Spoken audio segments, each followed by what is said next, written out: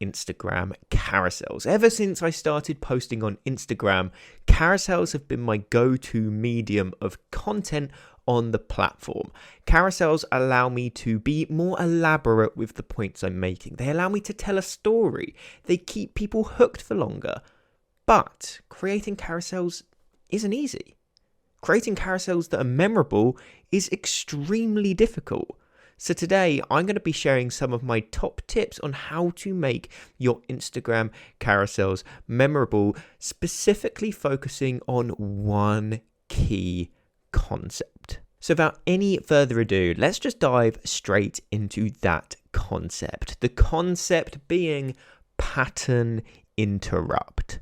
Now, if you haven't heard of this before, that may seem like a strange couple of words, but essentially what that means is that you are shocking your audience. There is a sudden change in what you are doing within your carousel that grabs the attention of the person reading your carousel, which then makes that carousel memorable because it's something that instantly grabbed their attention or drew their attention to a certain point. And when you do that, the brain is far more likely to remember it rather than just if the carousel were vanilla. Same thing over and over and over again that added no real shock to what you were saying. So having that pattern interrupt at some point throughout your carousel is essential in my opinion, and it's something that I've always tried to do.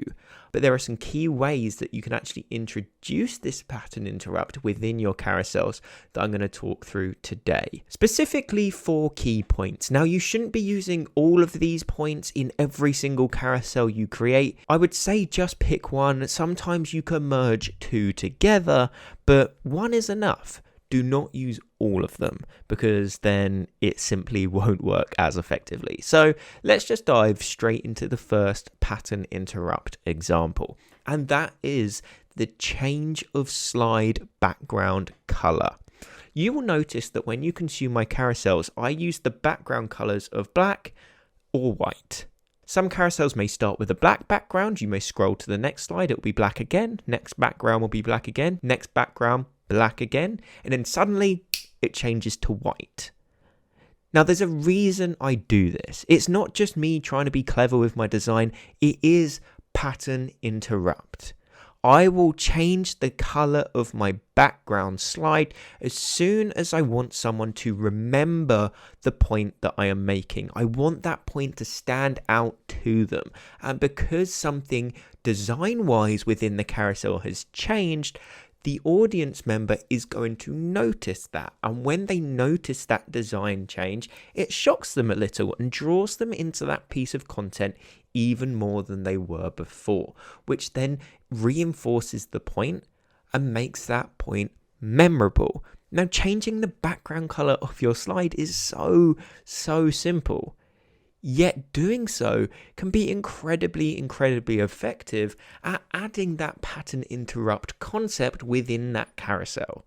So it's something I do on most carousels. It is the most common form of pattern interrupt I actually use. Now, with the change of background color, you could introduce a second form of pattern interrupt. And that's why I said at the beginning, pick 1 or 2, but only have 2 if you are using the background change of color as one of them. Do not merge the next few that I'm going to introduce to you because it won't work as effectively as previously mentioned. So number 1, we had change of background color to change that attention to draw in that focus. Next, we are simply going to have a change in text size. This will add an element of shock to your carousel. When somebody is consistently reading the same font size and they come onto the next slide of your carousel and suddenly it's 5 times the size, that will tell that viewer that carousel point that they are now reading is incredibly important relative to the other points being made on that carousel. Why? Because it's bigger. Because it needs to draw them in more. It could just be one key word, that key word that will change everything for that person. The key point that you want to be making in that carousel itself. The value-based slide. So if you can do that, it will draw that attention because it will be an incredibly powerful element of pattern interrupt. Now, if you couple this with a background color change also, that's going to grab the attention even more. So this is something that you could also be introducing. Change in size of your text.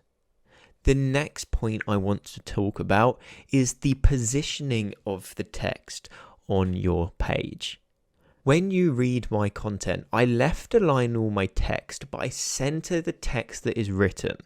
So this text that is written, no matter how long the copy may be, how wide the copy may be, it will always be centered in the middle of the page.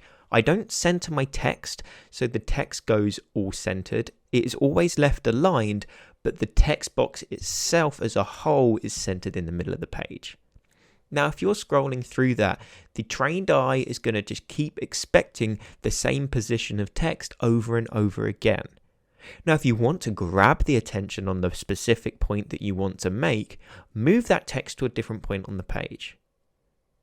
Because what that's going to do is the person reading it is going to expect that point to be in the same position on the page as the previous slides, but when they get to this new point, they're going to have to find it. They're going to have to search for it, which is consequently going to make them pay more attention to them what they are reading because you have drawn their focus away to draw it back in again. And because you've drawn that focus back in again, you regain all of that focus, all of that attention from a fresh perspective. So again, it's something you may not have tried before, but if there's a key point you want to be mentioning, don't put it in the same place as you normally would. Position it somewhere else on the page so there's a slight pattern interrupt and someone has to find that point, draws that attention to that new point in the page, which then causes them to consume that point in more detail. So far we've had a change in background color, we've had a change in text size itself, and we've had a change in positioning of the text on the page. Now the final point I want to mention is a change in your copy length. When you read my carousels, again, I'm going to give another example of how I use it within my carousels. For me, I only tend to have one line of text per carousel slide. Now, there's reasoning behind this, and I'm just going to go into that in a little more detail. Microsoft did a study whereby they established that the average human attention span is just 7 seconds. So I have implemented this into my carousel structure. If it takes somebody more than 7 seconds to read a slide within my carousel, I risk losing the attention of that audience member. So what I have done to counteract that is only use one line of text on each slide. That way I'm keeping it under that 7 seconds and making sure I keep the attention of my audience. Nobody wants to read what feels like a book when they are consuming a carousel. However, when you get to a key point slide or one of the slides that is going to provide the most value, I don't always stick to that rule. And this is where the pattern interrupt comes in, and the final point of pattern interrupt I want to mention. The difference in copy length relative to the other slides you are using within that carousel.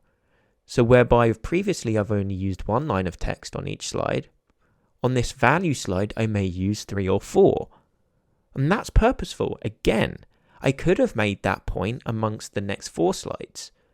But when somebody's only been consuming one line of text per slide, and then on the next slide they see 4 lines, they're going to know that on that slide alone, there is a lot of value. And they need to consume that value. So a slight change in the norm of what they've been consuming draws that attention. That pattern interrupt makes that individual aware what they're about to consume is of greater value relative to the other slides.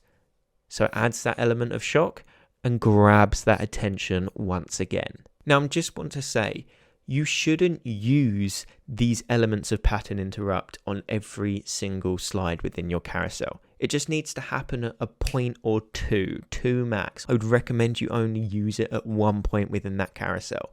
Because if you are using all of these different elements of pattern interrupt on every single slide you create, the pattern interrupt becomes the pattern itself. So it doesn't even work at all. The whole point in pattern interrupt is that you have a norm and then it changes. But if you don't have a norm, then there's no opportunity for it to change. So you have to be really careful there. Create a norm, pattern interrupt, continue. because it's that pattern interrupts that we really want to focus on. And that is exactly how you're going to make your carousels more memorable. And consequently, because people are consuming your content in more detail, they're far more likely to engage with it also. So it's just another little positive side effect that you get from making your carousels more engaging.